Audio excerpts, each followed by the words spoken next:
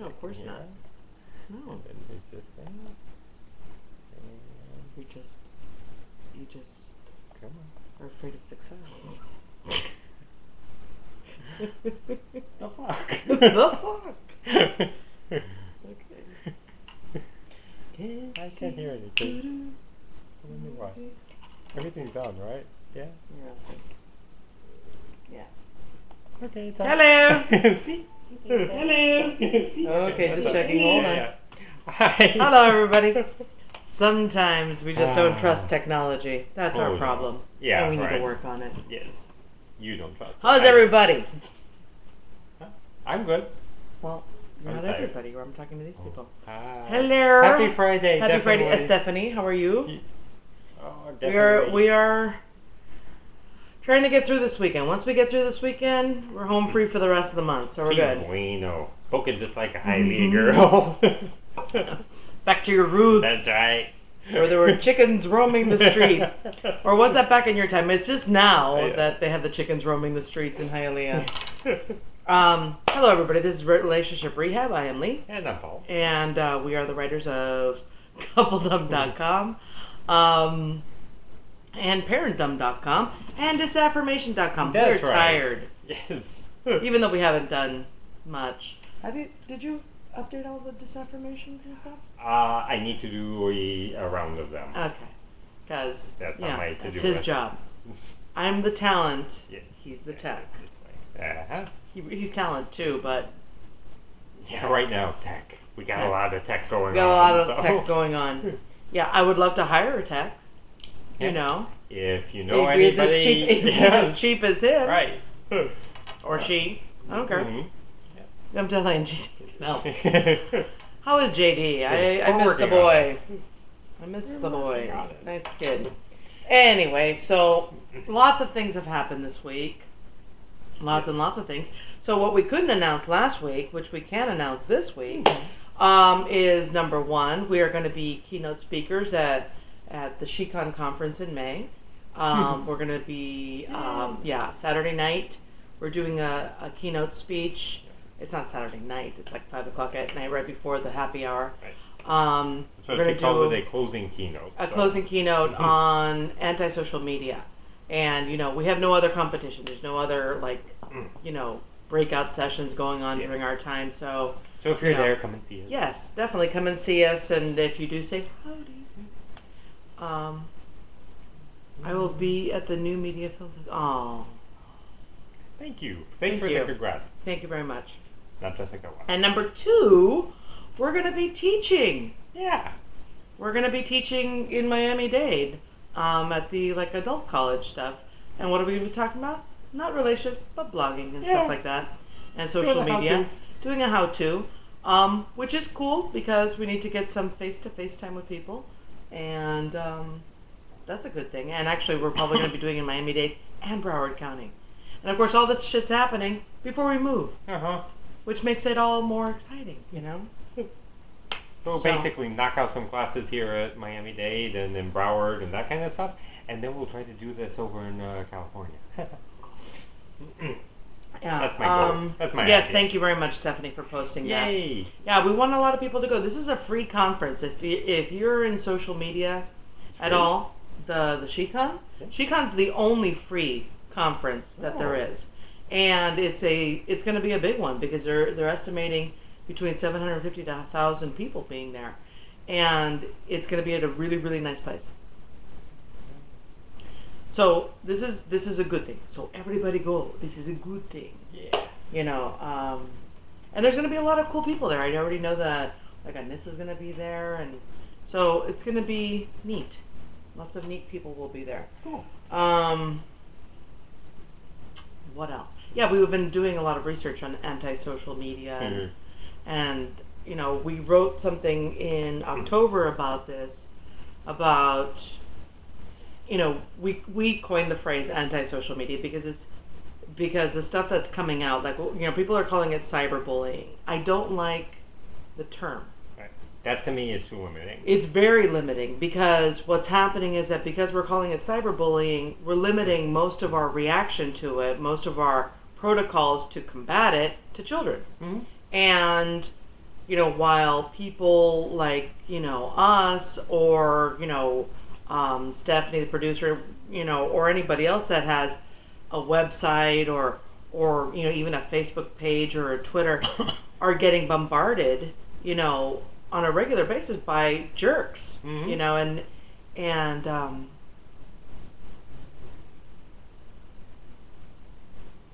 yeah, all of that stuff, all of the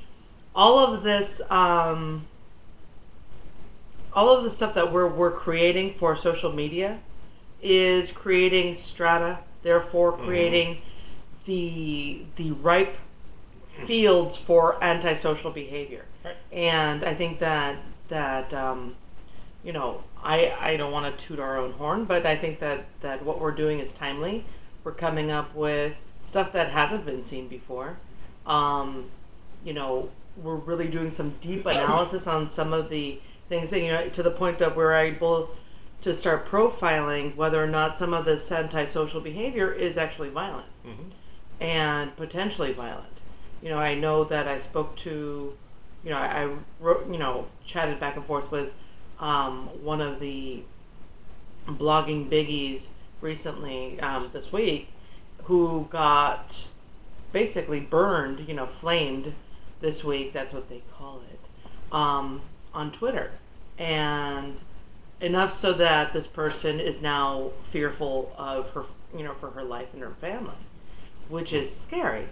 That something so innocuous, it's like, oh, I'm just, doing a Twitter party thingy, and all of a sudden, someone's, threatening death. You tend to scare people when their online life crashes into their real life. Yeah. So for her to be afraid in her real life, that's a bad thing. Yeah. I mean, definitely, the stuff back then when people were doing things like that, saying, okay, here's me, this buxom beauty. Stephanie is talking about things like the dating sites, right? With the fake photos. And they still do things like that. There's still those things, or using photos of when you were like 20 and you're 50.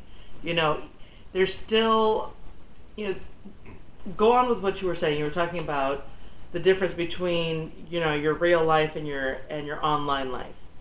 Oh. You were saying something. Go ahead. Yeah, I wasn't saying that much. It's just that we have this tendency to separate the online life from the real life. Right. And a lot of us really try very, very hard to do that. Right. So when the two of them come crashing together, right, especially in a negative way, it's a big deal.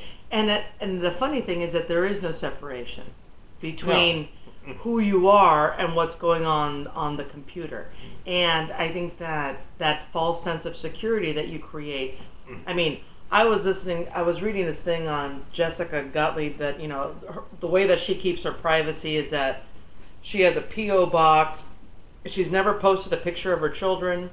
She doesn't even friend her husband on Facebook because she doesn't want anyone to know who he is.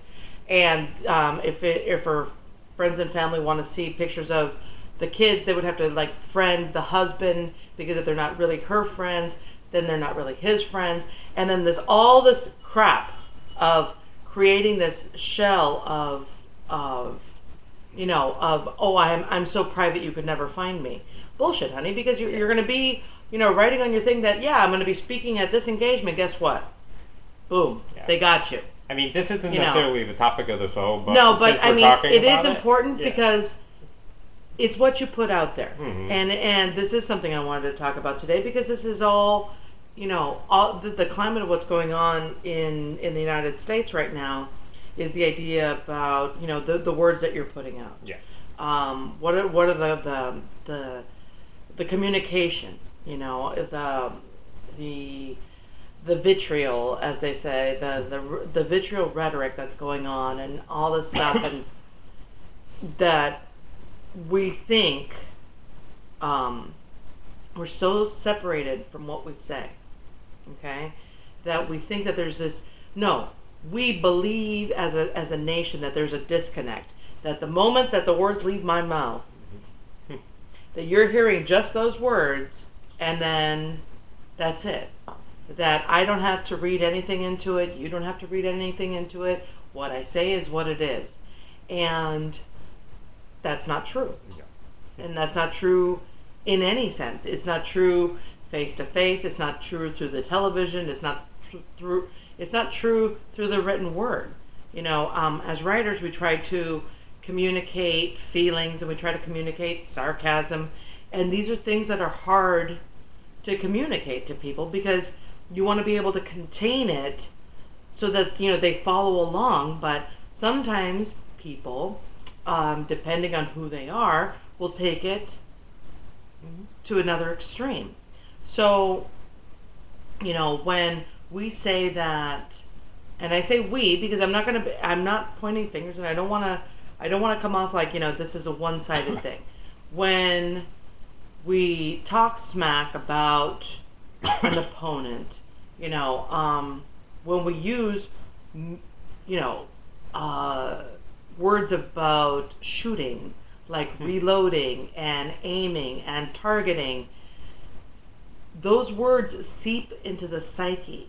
And, you know, it's kind of like being married to someone who is, or, you know, dating someone or living with someone who's constantly saying things about, you know, not being enough. And yeah, I'm not good at that. Well, you know, after a while, you're, you know, it's like you start doing something. It's like, oh yeah, I screwed up again. You know, and those little nuggets just keep dropping into the little bucket that is you in the archetype that this person has created for you. Okay, so like this is their kind of like image of you, and it has a little bucket, and every time you say you're not enough, that drops into that bucket. Well, that kind of communication, after a while, that person's going to start to believe you aren't enough. Okay, so if I'm saying things like, you know, and, you know, let's say that it's between the two of us, if I'm saying things like, you know, oh gosh, our neighbor's a jerk. You know, we should really do something about this. You know, he really needs to be taken out. And I could do this over and over again. If my husband is a certain type of guy with like a hairpin trigger, and let's say the neighbor parks on our lawn, it's going to take just 2 seconds for him to lose it. Because this is the conversation. You want me to? I'll go. Ron Lieber. One of the other one. Okay. Lieber. But anyway, it's all in communication. So it's like if you're having somebody on TV telling you all the time, don't retreat, reload, what the hell? I mean, it's... Words have power. It's the reason we use them. I mean, that's really the bottom line. That's why we speak and use words and write. So we have to be careful with what we say. So, you know, this week we've been writing about breaking up, and, you know, in the middle of all this other tragedy that went on in Arizona and all this rhetoric that continues to go, you know, it's your fault and my fault, and there are other words that you can use. You are so right. Words, you know, all this stuff is going on, and you're like, okay, God, it seems really petty to be talking about breaking up, but it's all the same stuff. We really do believe that our words don't mean anything. You know, that communication isn't important. That communication just stops at the words that I'm saying to you, and you better hear exactly what I'm saying to you. But since most people don't know how to communicate, you know, leaving it up to my listeners' imagination is a bad idea, you know? I mean, you know, I just love the fact that politicians use metaphors. You know, that it's like, okay, well, it's just a metaphor, but guess what metaphors are for? Do you realize that metaphors are used by psychotherapists and psychologists and shrinks of all types to make you change your behavior? You know, this is not... Metaphors are so incredibly powerful because of what it makes you do. Okay, now what's a metaphor? Look how to raise it. Sorry. That's a shout out to our teacher back in high school. Anyway, when you use a metaphor is when it's come on, help me out here. It's something they use, you know, when you're writing to describe something and you use words like and It's a comparative well, it's not description. It's not like. No, that's a simile. Right. So you're making a comparison. Right, without using the word like or something. Mm-hmm. So when we use metaphors like we need to target our opponents and we need to aim for the heart and we need to take them out. This is done in every campaign that you could hear. It's like, if not using those exact words, well, recently we've heard a lot of that stuff, but if not using those exact words, then something similar to that. And using violent terms, what it does is that it just seeds your subconscious. It's a language of war. It's a language of war. What you're hearing is, yeah, this guy's a bad guy. That's the first level of communication that you're hearing. That oh yeah, this guy's tough. That this guy or this girl's is gonna level out their opponent. Big okay, but what your mind is catching, what your subconscious is catching, and don't sit there and shake your head like it doesn't exist, because yeah, it does. Most of the things that you do is because your subconscious is telling you to do it. And this is not Dianetics, people. This is like real life. We know this. This is not L. Ron Hubbard crap. This is real. What you're hearing is, you need to take a gun and shoot this person in the heart and take them out. And kill them. Take them out means kill them. Okay? Because that's the language that you're hearing. Now, of course, because you and I'm making a big assumption here on both parts, are normal. In reality, we tend to just take that information and shelve it. Okay? However, if I don't like your opponent, okay, what that does is I'll shelve it into, you know what, you're right, this guy's an asshole. I can't stand this guy. And it's going to create more of that need to take that person down. If I feel meh about the opponent, then I'm just going to shelve it and it's going to stay there, no big deal. If I have a tendency to have impulse control problems, or, let's see, psychosis of any kind, if I tend to exaggerate, have some sort of personality disorder where I tend to exaggerate things, I'm going to take that. And that's going to mean something. So the next time I see that guy, God, I hate that guy. God, I hope somebody takes him out. And it's like, it creates an anger that all of a sudden you take personally. Like, this guy just like stepped on your baby and punched your mother in the face. Why are we taking, have you noticed how personally people are taking politics nowadays? Like when you see all those, Tea Party people on TV and all that, it's like, it looks like Obama raped their daughter. That's what they, just so angry with this guy, like, why? What happened? Well, if you listen to all the things they listen to, that's what they're hearing. They're hearing that information. They already didn't like the guy. They probably, were racist, either overt or covert racist. They're already fearful of a change, and change is a big, bad demon. So that's what they're hearing, and that's why they're getting so angry. And that anger turns to violence.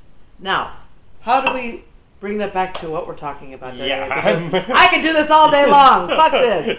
Anyway, because this is in the realm of psychology, people. This is not just about, what is it? Rush Limbaugh has a sign in Texas, straight shooter with bullet holes in it. What an asshole. Seriously. In the middle of all this, to mock all of this is really just, all I have to say is that, I am so sorry for all the people that died on Saturday. I hope to God that never happens again, but I fear that it will. So. And on that note, breaking up. Yes. Can you tell I'm a little hormonal? Jeez, watch the moods flip and flop. It's Anyway, a good rant, though. I know. Thank you. Yes. Anyway, so breaking up, which is another thing that makes us rant because it's just Somebody came in and out. Okay, I'm sorry. Good. Breaking up. Breaking up Something that makes us rant. because it's so stupid. Okay, recently there's been a lot of, I mean, like all the celebrities are breaking up or Yeah. having babies or whatever, and it's just what happened. Knocked up or broken up. Yeah, not exactly what's happening right now. And it always drives us crazy. It's like, okay, so when we see our friends or whatever that are dating, it's like, well, why'd you break up? I mean, you guys seem to be okay, And then they give you these reasons that basically leave us like, Huh? are you kidding me? For that? For that? Seriously? Of course, number one reason that people break up, the real reason would be lack of communication. And this is why, this is how it ties into the rant. Not really, but I'm going to. Yeah, we're going to work on that. We'll work with that make one. it work. Yes. That's our story and we're sticking to it. That's why we started with the rant. This has all been planned. But one of the ones that we wrote about this week, actually Paul wrote about it, mainly because this is the one that pisses him off the most, is the ennui. It went stale. We grew apart. Yeah. I don't like we grew apart. That one is just so... That one just... Yeah, it's the such earth a moved cop-out. it from under me. Yeah. It's a cop-out Yes. is what it is. The big-time cop-out. Mhm. If you bore... I mean, the reality is, it's like if you actually get into someone and they do the whole we grew apart, you really start asking them questions. Say things like, well, I got bored in the relationship. Yeah. Now, I don't know about you, but if you have kids at all and they tell you that they're bored, now I have not been bored in, I don't know, like 27 years or something like that. Yeah. Boredom is a sign of either lack of intelligence or immaturity. Yeah. Those are number 1 and 2. That's what our 4-year-old, oh my God, I said 4. Oh. Keep it true. I know. So that's what our 4-year-old says now. I'm bored. Irreconcilable differences. No, you still didn't spell it right. But Shit. still, that's a whole different one, and that's the reason why. You know what? I mean, that one's another bullshit one too. Yes. Irreconcilable difference. It's like, nope, I'm not going to change my position. Right. But at least I tend to like that one more than ennui. The ennui, because it's bored. There is no the I grew apart means I didn't really do shit. Actually, I will there's give no you. action behind we'll it. talk about irreconcilable differences a little bit later because that is on my list for something else. But yeah, I'm bored. Actually, Paul now tells our 4-year-old when he says I'm bored, he goes, "Great, now clean." He puts him to clean at 3:00 in the morning the other day. Well, Daddy, I don't want to sleep anymore. I'm bored. That's what he gets for waking me up at 3 a.m. because he was bored with sleeping. So I got his ass up and started having him clean. God, I wish I can get bored with sleeping. Yeah, Try me. I'd like to give that one a try. That the relationship, I mean, in the same thing is like the relationship's not enough for me. Or, we needed to do something to spice things up, like a threesome or something like that. Yeah. But, he or she wasn't willing to do it, and so it was just boring and stale and whatever. And the reality is that you are. Yeah. If you're using that excuse, you're the one that's boring. You're the one that didn't try hard enough. You're the one. If we applied the same standards that we do to our relationship, or to our work that we do to our relationship, people wouldn't be breaking up. Because you don't go to work and do I'm bored. Or we were going to do something different and it didn't work out, so let's close the company. Yeah. I just want to sit at the window and drink international coffee and look at the traffic go by. Yeah. That whole working thing. Let's close the company. Yeah, no. Yes. Let's merge with some other company that doesn't have anything to do with this. Right. One. That'd be exciting. Exciting. That would just thrill everybody. I mean, it's like, if you are the kind of person that needs excitement all the time, then you don't need a relationship. No. Now, Ritalin. Yeah. Yeah. Possibly, yeah.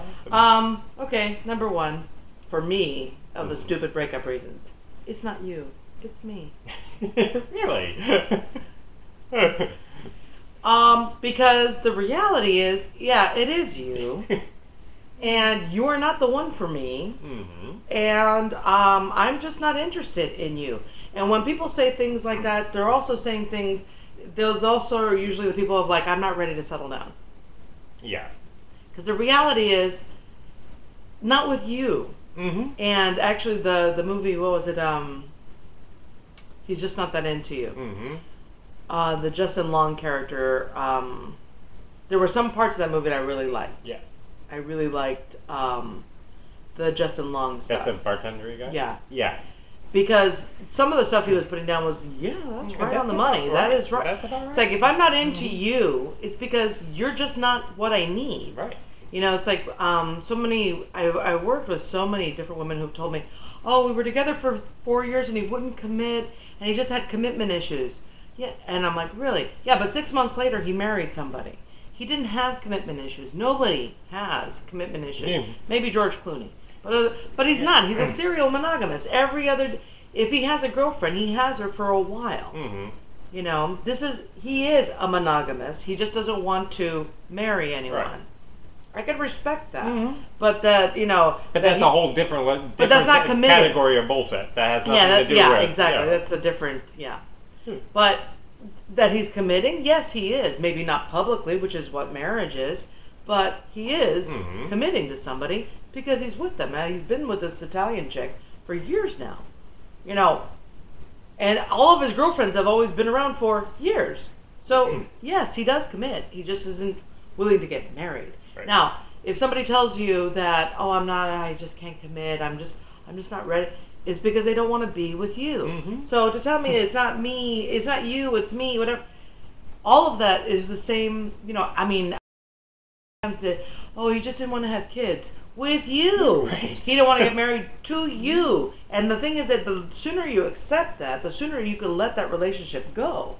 That you just weren't what he needed or she needed. Mm-hmm. Without taking it so personally. Yeah, because it's not about you. Right. It has nothing to do with you. It has to do with them completely. Right. So when they say it's not me, it's you, it really is them. Right. It really is them. But the reality is that you weren't what they needed. Right. It's like buying a nut and a screw that are two different sizes and then being pissed because they don't go together. Yeah. No, So they're not right. Gene Simmons and Shannon Tweed have been together for 25 years, but they're not married. Yeah, and they got 2 kids. What's the difference? What is the difference between being together for 25 years and having 2 children and being married? I don't think there's much of a difference. You know, however, you would see if they get married tomorrow, they'll be divorced in 6 months. Statistically speaking, yep, that's what happens. That's exactly what happens. I was reading somebody's blog. They were like, "Oh, the best couple in the world," and they got married 6 months ago, and they were together for 16 years. They got married, and 6 months later, they're getting divorced. Yeah. Because marriage it's not the same thing, but it is, but it isn't. It's a different mindset. Yeah. Anyway, so it's not you. It's me. It really is. Another one, kids. Ah, yes. I don't want to have kids. Right. Now, there's a reason to Or break up and not to break up. Yeah. And I'll get It's copy on that. Yeah. I don't want to have kids, or you have kids and I don't really want to have kids. And the reality is that, you know, it's a good reason to break up because of kids. If somebody that you're with and you want children and they don't want children, good. Break up with them. Because you can't make somebody want kids. Now, that's a whole other psychological issue in itself. I mean, we had friends when we adopted our daughter. It was our friends were with us and they were married and they insisted at that time that they didn't want to have any children because of the population issues. And so we were like, seriously? And then she's like, yeah, you know, it's irresponsible, you know. And I was like, yeah, you know, as a conscientious person, I do understand, you know, that it is irresponsible to have 1 million children. You know, it's like, well, I get that, you know, and this was way back when. So, and we said, it's like, no, we've always wanted to adopt one and have 2. Now, if you have 2 kids, you're really not, you know, you're bringing in Right. basically what you're And going to take actually, out. to a certain anyway. extent, making a correction on that because they didn't want to make kids. Because adoption was on the table for them, foster parenting was on the table for them, things of that nature. Well, those were, yeah, maybe not really, not really. Back then, they were really like, no, they were going to travel the world. Remember? Well, yeah. Then all of a sudden, when they got pregnant, it was like, there really, what that, happened? yeah. So, Yes. are y'all gonna fuck? No, not right now. Not right now. Don't Maybe feel later. If you would have caught us, in a half an hour ago. Yeah, I know. What a jerk. Anyway, that's why I shouldn't read this shit. No. I read it and all of a sudden it's like, oh no. Yeah, see, I had already read it, and I was kind of. I need to figure out a way of like Blocking. blocking it so that she doesn't see it. I know. So anyway. But anyway, Them so kids. the point is, kids is a real deal breaker because that'll take you to values, and values we're going to talk about a little bit later. And values are a reason to break up. Mm-hmm. You should only really be in partnership with someone that you share all the same values. Right. Because you're living together, you're creating something together. When you're creating that corporation, as we like to talk about in coupledom and relationship rehab, when you're creating your marriage as a corporation, you need to have the same vision, the same goals, and all of that comes from your same values. So if you both value having children and creating a family and sharing those values, then those are the people you should be with. Now, this doesn't mean that people don't change. Okay, this doesn't take people and just crunch them into this. Oh, they have to stay the same forever and ever. But if somebody is starting out the relationship with, I do not want to have kids, as opposed to, I don't know. We'll see. I'm not thinking about it. Those are very different conversations. Right. I don't want to have kids, and you do want to have kids. That's a deal breaker, and that's not something that's going to lightly change. Right. And it may change as the person gets older and that kind of stuff, but not. I wouldn't wait. I wouldn't hold my breath on that. And a lot of people do settle for those things and say things like, "Oh well, you'll change," or "Okay, well then I don't want to have kids," and then stay with that person and realize that something's missing in their life. And I'm not saying that you need to have kids to be fulfilled. What I'm saying is that you don't compromise your own value and integrity for a relationship. So you realize that unfortunately women are socialized that they're going to change their mind. Don't worry about it. You'll change them. You'll fix them. Well, it's because in our world we do change our minds, and well, not mine's man that you're going to. Yeah, I change know. It. Oh, yeah. Okay. But in our world as women, because remember, we don't think like men because we're not socialized to think like men. So in our world, we change our minds all the time because we're socialized to do things like that. We're socialized to gather consensus, and men are not as much. So girls do things in group and talk about things with their friends, and they're like, "Oh, you know what? Maybe I'll give that a try." And and you say things like, "Oh, I just tried this new shampoo. Really? Is it any good? Yeah, I'll try that too." Men, if you leave them alone, will have the same shampoo for the rest of their life. Yes. Because mommy bought it for them when they were kids, and it's good enough for mom, it's good enough for me. And they will stay that way forever, because there's no need to change that. Whereas women are going to be trying something new. Men just don't think that way. Okay? And I'm not saying that they're from Mars or Venus or Pluto or any of that shit. What I'm saying is that we're socialized differently. Okay? While in relationship, that socialization takes almost a back seat if you decide to prioritize your relationship and your relationship is your priority. You're going to do things like, "Oh, you want to try that shampoo? Okay, I'll try that." What the hell? Because then you've changed, and this is going to sound really gross, but it's true. You've changed that maternal figure to your girlfriend, wife, person, and it's someone that you trust. And you've learned to, it's like, now, if he had a shitty relationship with his mother, you're screwed. That's a real tough That's a one. whole different, right? That's a different show. Uh-huh. You come back for that show if you have a Yes. problem with your mom.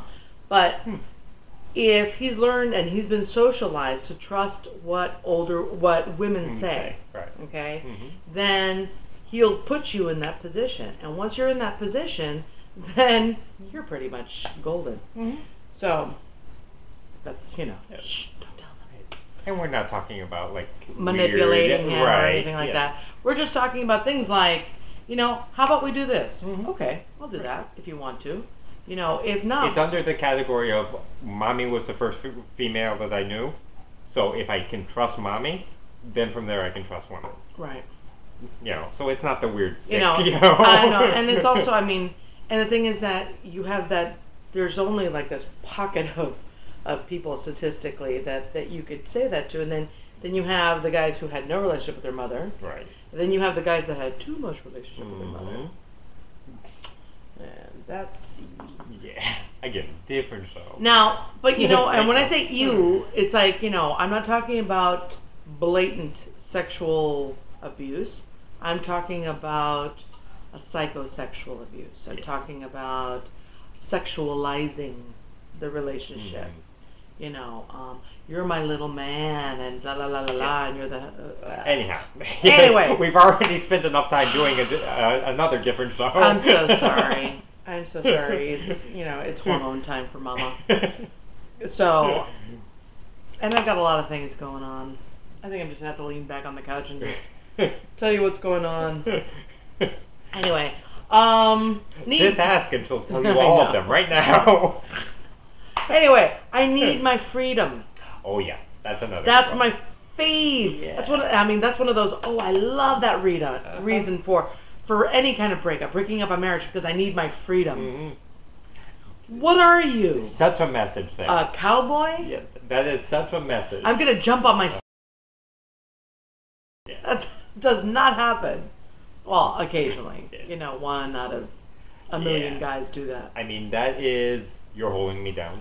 That's really the message. You're boring me. Yes, there is you're boring me. I want to go fuck somebody else. Yes. Or I just want to be doing something else. Right. This routine is boring to me. Yes. Honestly, it's like a little kid. It's like you put a kid in timeout. That's what a relationship is for them. And you're tying me down because I don't get to do all the fun stuff everybody else is doing. See, if you notice, one of the big themes on breakups or on these stupid reasons at least, is the lack of responsibility. Even when you say it's not you, it's me. Well, if you were really responsible, you'd say, I don't love you that way. Right. I just don't. And I'm sorry, but that would be the real reason. And to take responsibility for your own feelings. It's like, you know what? I'm not what you want, and you're not what I want in life. I want my freedom means I'm a chicken shit and I'm immature. That's what it means. And I'm going to put the blame of me not doing the things I want to do on you. Because you're caging me. Right. It's your fault. You holding me down. Now, oddly enough, most of the time, and this is me speaking to the men out there, if a man says, I want to do these things, okay, outside of the freaky sex, I'm not talking weird stuff, but I want to, go back to school, I want to become a doctor, or whatever it is, I want to do something new, most of the women that I have ever met would support that. As long as it is a smart, logical, as long as there's something behind it. No, you've done a lot of things that haven't been smart or logical, but it'd be like, okay, honey, or whatever. But it's kind of dark there today, isn't it? Yeah. You feel like we're not doing anything about it. I know. It is still one of those, as long as it doesn't come off as, hey dear, I quit my job. That's where people react. Yeah. That tends to be where the breakup part is. I need my freedom. But you know Bye. what? You know what? But it really is also, even with things like that, even with like surprises like that, it all comes down to trust. True. And, if you feel that someone's holding you down, it's because they don't know who you are, and you don't know who they are. It's trust and communication, which is the foundation. And, to say, oh, I gave up all this stuff, it's like, okay, now, granted, when we first got married, we had our hobbies and whatever that we let go of pretty much within the first couple of years because we had each other. We didn't really, See, that's also one of those weird things that kind of bothers me. Is I used to play D&D. Okay. Yes, I'm a geek. Yeah. Okay. Anyhow, used to play D&D. I don't play that anymore. After we got married, we kind of, I'm not going to blame her for that. It's not that she wouldn't let me do it. She wouldn't let me dungeon master something. I was having sex, and I was having a life, and... Sex is better than creating...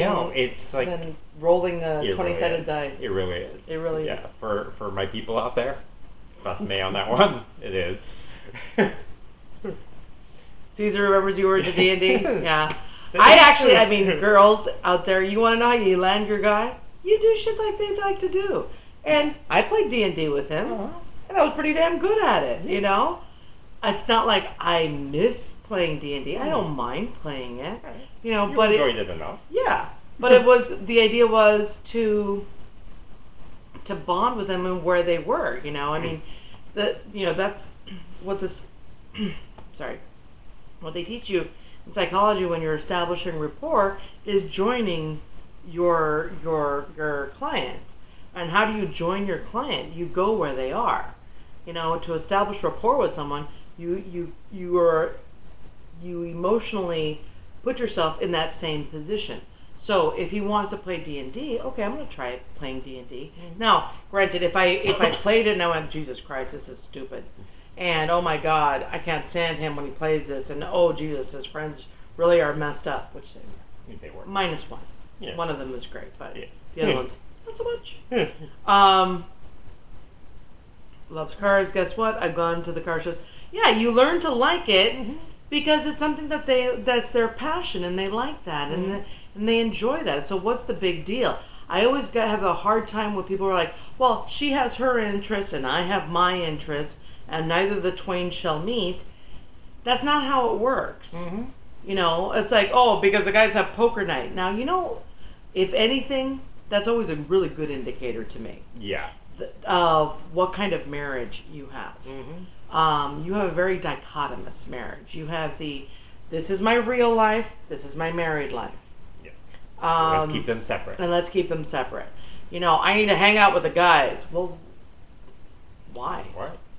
You know, there's something. It's not to say that I don't have my. You know, I've talked about this a bunch of times about having my bitches weekend and all that. But even with my bitches, even with my friends and whatever, he's still considered alpha bitch. And the only reason why he doesn't there first. Yeah, he's the only reason he doesn't go to our bitches weekend is because someone has to take care of the kids. Right. You know, and it's not like he couldn't be part of those conversations. Yes. So, you know, the idea is that if you have such divergent ways of thinking, if you have such divergent interests and whatever, then you probably shouldn't be together anyway. And if you're stopping them from doing what they want to do, then you probably shouldn't be together anyway. Yeah, see, there's a real big difference between, like in your case with the car show. There's a big difference between I'm going to try it out. If I don't really like it, then, you can hang out or I'll kind of go sometimes. And him needing to go there without you. Yeah. There's a big difference between don't that go and cramp my style. Right. What style do you have? Right. I mean, seriously, that's stupid. That's all I have to say. It's like, if you can't bring your significant other to something, then you have a problem. Yeah. I mean, that to me, it's like, That's what are you problem. hiding? What are the secrets there? You're What a is it different that person. And let's be honest, it's because you're a different person. Yeah. When you're doing those things. And if you need to have that outlet of being a different person, then there's something seriously wrong with your relationship. With yourself. And with you too. Yeah. It's like, the bottom line is you aren't being authentic. Right. And that's one of the reasons why you should break up. One of the acceptable reasons. Let's see. And of course, I want a commitment and they don't. Yeah. We kind of covered that one already. I had to throw that one in there because that one always drives me so crazy. The women who they think they've reached this certain point in a relationship, and now you want a commitment. Well, honey, if he hasn't already been talking about commitment, it's not going to happen. Yeah.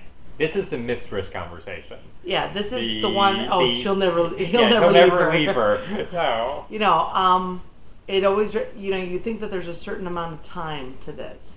You know, oh, Valentine's Day is coming up. Yeah. And it always drives me nuts when people actually propose on Christmas and Valentine's Day and things like that, because they kind of screw you out of a present, don't they? Well, yeah, you know, that. Yeah. Well, there's one. Yeah. But gotta think it down in the future there, you know. The idea is, you know, why? How would you not know? Now, I mean, in today's day and age, if you are surprised that this person by a proposal, yeah, then you don't know this person, right. And you're like, who the hell are you? Okay, it's not like we are in the Victorian times where you know, I rode up and talked to your daddy. Exactly. And it's like, oh, I'm going to marry you. Really? Seriously? I didn't know that. I knew. I mean, we decided to get married. Right. You know, when he gave me the ring, that was the surprise. But a proposal? You know, like, would you marry me? And you're surprised? Yeah. Seriously? You know, you didn't think that he was going to ask you to marry you? Well, why would... Again, that's one of those very That's a romantic bullshit movie thing where it sounds really good at the end of, you know, an hour and a half of movie to have, you know, ta-da! But in life, I don't want my life to boil down to an hour and a half worth of conversation. I don't want my relationship to be, you know, an hour and a half worth of conversation. I would prefer all of this. You know, we're going to get married, and what's the future going to look like, and you know, why would you marry what are your a guy? hopes and dreams? Yeah, exactly. Why would you accept a proposal? Yeah. You know, what if his goal? What if his goal is to be an MMA fighter? Yeah. That's going to be like, you know, I want to be UFC champion. You the hell you do. I mean, I don't want to be there watching you get beaten up every week, and I don't really want to do that. Well, what if this person who's going to ask you, you've been dating for a few months, and oh my God, I'm in love with you, and oh, I want to marry you. Okay. Yeah. Honestly, I kind of go back to if you applied the business, you know, what you do on business to your relationship. Because you would never walk into a merger and say, okay, I want to merge with that company. I'm not going to give you any information on it, though. Yeah, we're just merged. Hey. I like Here's the name. Ring. I like the name, and it's kind of cute. Yes. Right. I'll give you a ring. There you go. So, yeah, don't do that. Here's another good reason to break up. Oh. All we do is fight. Yeah. Yeah. That's sad. All you do is fight? Really? You know, that's just a lack of communication, people. You know, it's like, be a lot more intelligent. You know, if people would actually invest the amount of intelligence that we do in our careers into our relationship, you know, we're going to have to, like, write that shit down. We don't use intelligence in a relationship. We think that it's all very natural. You know, that's what I love about people. It's like, oh, but, you know, parenting is natural, and when you're love, you know, and blah, blah, blah. It takes this, people. Right. It takes a lot of thinking. Because if you're fighting all the time, all you're doing is reacting. Yeah. You know, and reaction is just feeling. Now, as a therapist, I'm the last person to tell you not to feel. But feeling without thinking, thinking without feeling, you know, they go hand in hand. You need to have both of them going on at the same time to make good decisions. Right. Good decisions for yourself. Not for just your relationship, but for you too. Okay? So, for example, we were talking about, you know, we talked about things, stupid reasons to break up, but like acceptable ones. Like, okay, what is it? I'm not being authentic with myself. Now, if I am disconnected from how I think and how I feel, okay, if my feelings are all out here and I'm just reacting to you and I have a different way of being when I'm feeling safe, and then I'm not being authentic. I'm not being me. You know, one of the cool things about us, I think, and to toot our own horns, when you meet us, We are this. This is it, right? You don't get much else. This you is know? our sofa. This is our this is it. This is my clothes. Uh-huh. And yes, my hair does look like this It because does. it's perfect. Yeah. But and yours is nice too. Oh, It's a little gray, but it's good. Yeah. Right. But this is who we are. Mm-hmm. There is nothing else to it. You know, I mean, we are who we are. You know, because after years of working on ourselves, the public persona that we put out is exactly who we are. You know, this is who we are even when we're together. It's just the two of us. Mm-hmm. We talk like this. We rant like this, and we go off like this. This is who we are. Now, if I had my persona and and when I'm not on screen or when I'm not being coupled up, I'm like, there's a breakdown in integrity there. Right. And because we choose to live an integritous life and an authentic life, we're the same all the time. There is no on and off. This is who we are. Mm-hmm. You know? And a lot of people don't do that.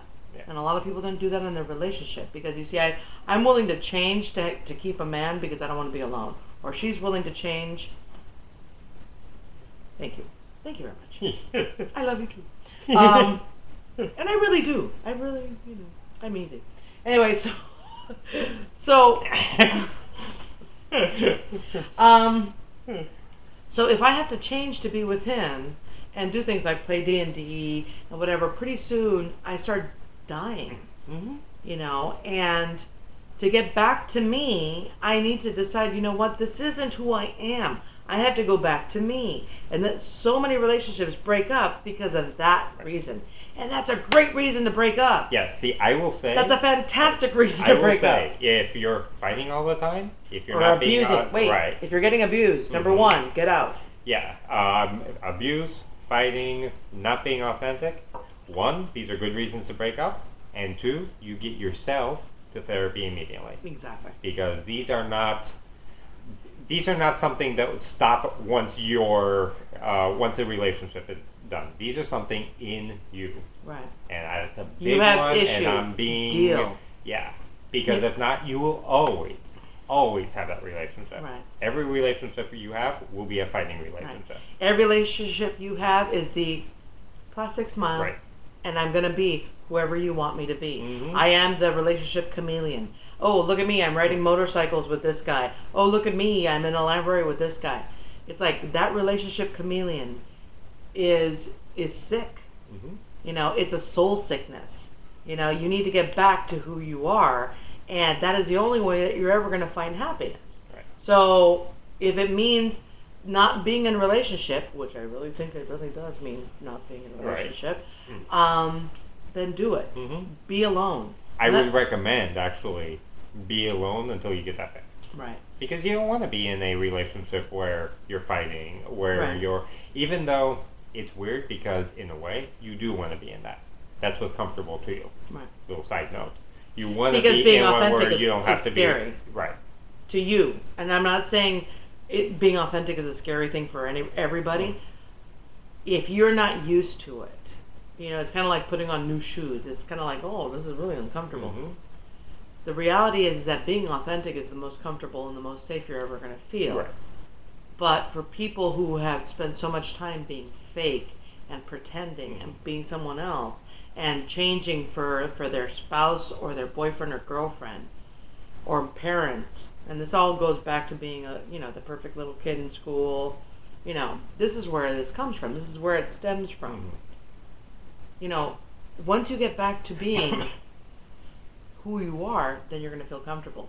The move from being fake to being authentic is uncomfortable and scary. Yes. And a lot of people choose in the middle of the process not to do it because, you know, it's just too much. Mm-hmm. Too much exposure, too much vulnerability. You know, I think it's just a more pleasant way of living. Mm-hmm. You know, we ain't got no secrets. It's a lot easier. I don't have to worry about anybody knocking on the door, you know, and you are, you know. That's why things like, he knows that if I go away with my friends and have a bitch's weekend, he knows that whatever I'm doing, I'd be willing to do at home. Yes. Right. He knows. That's why it's like, I know that I could be there if I wanted to. It's taken him over 2 years to accept it, but he has made it. Thank you very much, Smart Aleck. You know, it's the thing is that you can both go back to your authentic self if you both choose to be that way. Mm-hmm. You know, it doesn't mean. I mean, Paul and I have had a lot of therapy, you know, individually while we've been married, and being open for your partner to change, being open for your partner to evolve or to get back to themselves. You know, it's a beautiful thing. Mm-hmm. You know, because it's like. You see that glimmer, you know, it's like when you get married to someone, you know, you accept them for who they are, right? Hopefully. But you also see their highest possibility. You know, you see that glimmer of who they could really be.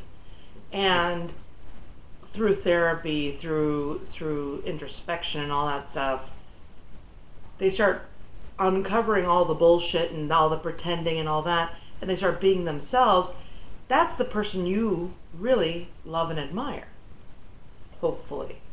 So for us, it's really been a process of, you know, yeah, we loved each other when we got married, but it has grown into, wow, this is really cool, because now you're exactly who I think, oops, you're reading.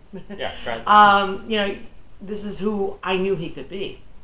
You know, I knew he could be this badass guy who could talk to people and say no, because when we first got married, that wasn't who he was. Mm-hmm. And when we first got married, I was the little firecracker, and I seem like that now, but I'm so much more mellow than when we got married. Yes. Big time. Big time. And that didn't happen when Lee was 23. Yeah. Okay, you know. Smart Aleck came in. You need to come in earlier in the show. I know. Because come on, now we only you're got saying 4 good minutes. stuff, and we got 3 actually. Oh shoot. He needs to go back to himself. He's trying to change for me too much. Trying to change for Smart Aleck too much, and it disturbs. Now, is he in therapy, treatment of some kind? Yeah. What's he doing? Yeah, I mean, you know, I really respect self-help books, obviously, because we're writing them. Mm-hmm. Like he's being less than himself. Yeah, oh, no. He needs to do this. You need to do this guided with a professional. Mm-hmm. You can't... You know, it's not like, oh, I'm just going to try doing something new. Mm-hmm. You know, what he needs to do is find out why he decided not to be authentic. And that decision was made when he was a child. Okay? It's not like you were an adult and decided, you know, I'm going to be somebody else today. Mm-hmm. When you were a little kid, you were being yourself. You were pure and natural and innocent and gorgeous and delicious in every single way. And slowly but surely, the adults in our lives eroded that away. Okay? And I'm not saying, and I'm doing this really fast, but I'm not saying that as blaming. I'm saying that because society does that. Your parents are like, you know what? Stop fidgeting. You know what? Stop. Kids fidget. Okay? Hey, watch your mouth. Well, kids express themselves. But those little words and getting punished for speaking out, you start making decisions about yourself, and those decisions mold that pretend person, that inauthentic person that becomes the adult. Yes. So then all of a sudden, that person watches what they say. Mm-hmm. It's definitely is right. You can see our blog. Yeah. And a lot of this is there, and you can email us and all that kind of stuff. We have like a minute. Okay, so I'm so sorry. Gosh, you know what? Come back, Smart Aleck. We'll talk next week. But next week, we are talking about sex. And next week, we celebrate our 2-year blogiversary. This is true. 2 years on the 19th. Right. We've been writing for 2 years. So, Smart Aleck, you could read 2 years worth of posts. Yes. Get to work. You have stuff to do. You have an assignment. Get to work. We'll be talking about sex. We'll be giving this away. Oh, okay. What is it? Don't do that, though. Don't do that? Your address and stuff like that. We'll be giving this away. What is it? Let's see. I'll open it up. I haven't actually seen. We're going to give this away to whoever. Yeah, if you come to the show and you're nice to us, we'll give these to you. They're silly bands, but they're sexy. Yeah. So they have, dirty, silly bands. We're doing sex stuff. We're doing sex stuff. Yes. Thank you. We'll be talking all kinds of sex stuff. Yes, so we have bunches of these. Yeah. And we're going to give them all away next week. Look at that. We got 5 of them. So you got to actually Let's talk see to us whether next we week. can come up with some other stuff to give away Yeah, too. seriously, we have. Yeah, Sure, we're supposed yeah. to be getting lubricant stuff too. So Okay. yeah. So I think we're done with our show. Yeah. Yes, silly sexy Sexy bands. bands. Yes, not for the kids. My sexy Bye. bands. So bye everybody. See you next week.